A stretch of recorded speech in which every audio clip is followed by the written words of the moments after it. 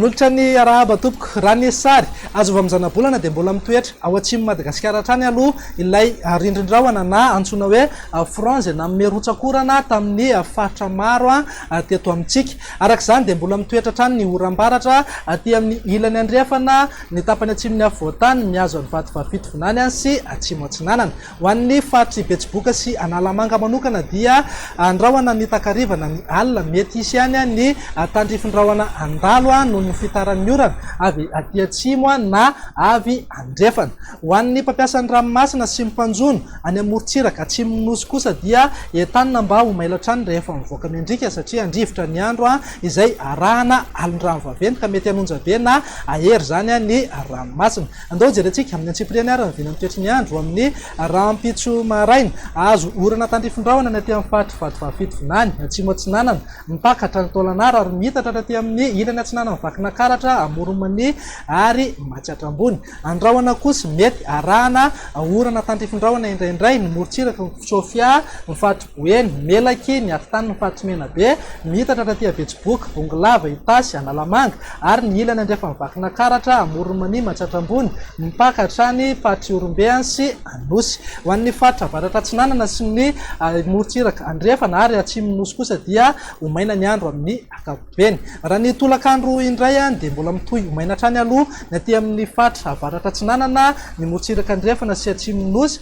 raha toa ka andrahona mety arahana tandrifin-drahona indraindray indrindra moa ny alina ny aty amin'ny faritra Sofia Boeny Betsiboka ary Analamanga. Ny faritra sisa rehetra moa dia ahazo oram-baratra mety alohavana na arahana tafiditra indraindray. Raha ny vinan'ny maripana ho amin'ny rahampitso zao dia manodidina amin'ny 5 ka hatramin'ny 7 degré ny maripana ambony indrindra ho an'ny afovoantany raha toa ka 4 degré aty Toliara sy any amin'ny faritry Sofia. Raha ny vinan'ny toetry ny andro amin'ny alahady kosa indray ary dia mitoetra hatrany aloha ny tandrifin-drahona izay mahazatra aty amin'ny faritry Samborano azo oram-baratra mety alohavana na arahana tafiditra hatrany ihany koa ny aty amin'ny ilany andrefana ny tapany atsimon'ny afovoantany mitatra aty Vatovavito Vonany sy Atsimo Atsinanana. Ho an'ny Analamanga moa dia andrahona mety arahana tandrifin-drahona indraindray mety hitatra hatrany amin'ny faritra Atsinanana moa zay orana tandrifin-drahona zay indraindray. Ny faritra sisa rehetra indrindra ny aty amin'ny faritra Avaratra Atsinanana dia omaina ny andro torak'izay koa ny